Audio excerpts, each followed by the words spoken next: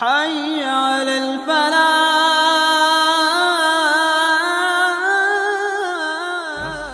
Kerana masjid mesti dijaga kebersihan dan kehormatannya. Kata Aisyah dalam Sunan Abi Dawud, amarana Rasulullah bibina'il masjid wa an yunazzaf wa an yutayyab. Nabi suruh kami bina masjid dan disuruh menyucikan dan disuruh mewangi-wangikan. Jadi masjid mesti dipelihara dan ini disepakati oleh seluruh para ulama. Masjid mesti dijaga akan kesuciannya, kebersihannya. Dan najis sama sekali tidak boleh dibawa masuk ke dalam masjid. Dan Imam Nawawi dalam Syarah Sahih Muslim menyatakan yahrumu idkhalu an-najasati fil masjidi, dan haram memasukkan najis ke dalam masjid. Wa in kana ala badanihi najasatun, jika di atas badannya ada najis, fa in amina talwisuhu al-masjid, fa in amina talwisuhul masjid jaza. Kalau di badannya ada najis, kalau dia jamin masjid tidak akan terkotor dengannya, maka harus dia masuk. Fa illam ya'man lam yajuz. Tapi kalau dia tidak aman, maka dia tidak harus. Mana kata tengok, kalau kan macam anak kita lah, kita pergi masjid, anak kita pakai pampers, najis duduk dalam pampers, apa hukum buat masuk dalam masjid? Kata An-Nawawi, kalau najis tu tak mengotorkan masjid harus, tapi kalau mengotorkan masjid tidak harus. Jadi tak ada syarat lah pampers anak tu nak kena buang, biarlah duduk dengan dia. Tapi kalau boleh buang itu lebih baik. Cuma kalau tak buang tidak ada masalah, as long as najis tu tidak keluar sehingga mengotorkan masjid. Najis tu duduklah pampers kan.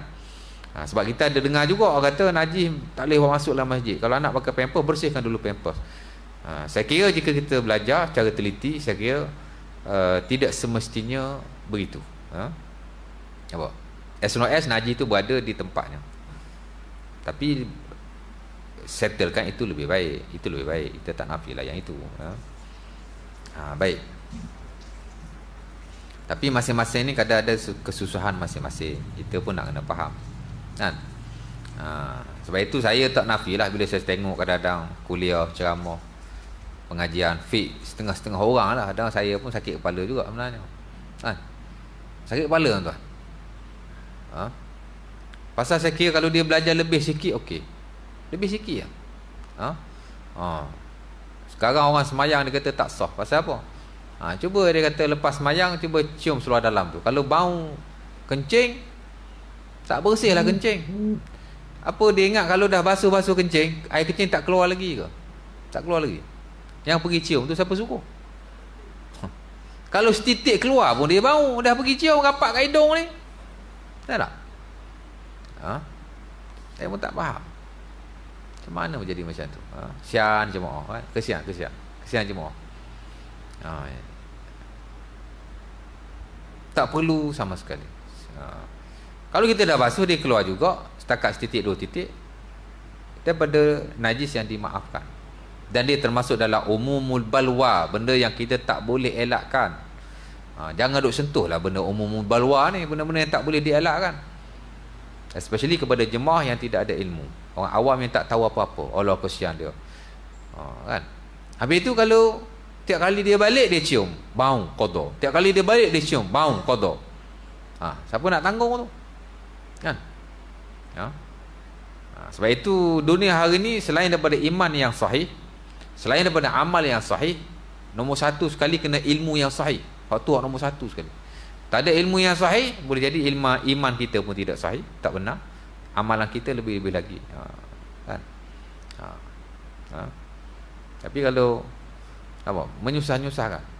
Sama juga seorang wanita, adalah saya dengar dia bagi ceramah, wanita semayang, dia kata kadang-kadang ambil wudu je tapi tak basuh kemaluan, sedangkan wanita ada keluar apa yang disebut sebagai rutubah, cairan-cairan keputihan kan. Orang perempuan kan kemaluan dia kadang ada keluar cairan macam tu kan. Itu dalam istilah fiqh kita panggil rutubah farjin mar'ah. Basahan faraj wanita dia memang ada. Majoriti ulama kata membatalkan wudu, tapi tidak semuanya menyatakan ia wajib dibasuh kerana tidak ada dalil sama sekali. Melainkan ijtihad-ijtihad yang berasaskan kepada pendapat itu daripada najis katanya, kemaluan kita tempat najis dan seumpamanya, macam-macam. Tapi tidak ada dalil yang nak menyatakan ia adalah najis, dan sebahagian ulama kata najis, sebahagian ulama kata tidak najis. Tapi majoriti kata memang batal wuduk lah bila dia keluar basahan-basahan macam tu, keputihan atau seumpamanya.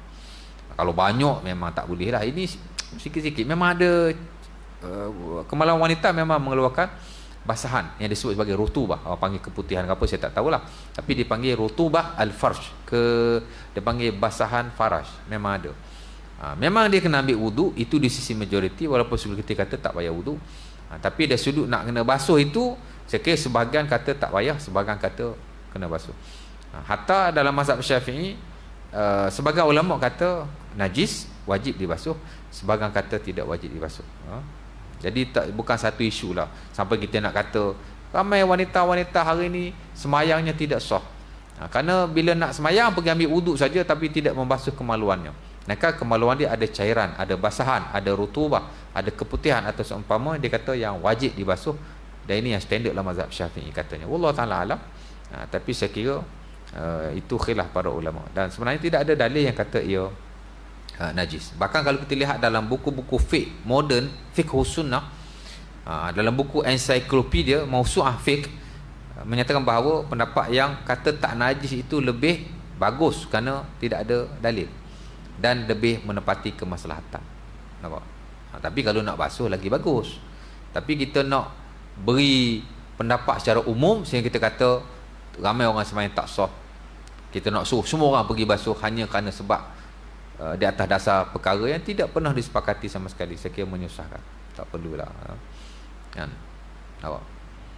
Saya kalau dengar begitu saya pening kepala. Tu tak semayang, tak sah semayang, hak ni tak sah semayang.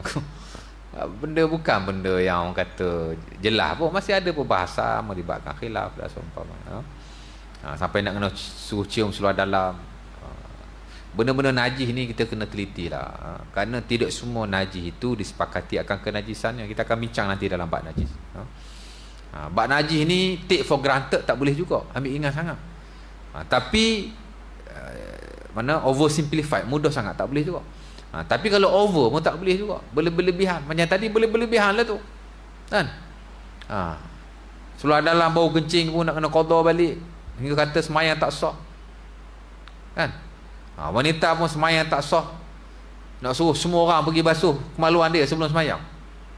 Maka benda tu bukan benda yang disepakati, masih melibatkan khilaf. Dan kalau kita lihat kadang dalil yang kata najis pun tidaklah kuat sangat pun. Macam itulah kita kata. Jadi kita nak kena teliti, jangan kita nyusahkan orang awam dengan hukum-hukum fiqh yang remeh-temeh macam tu.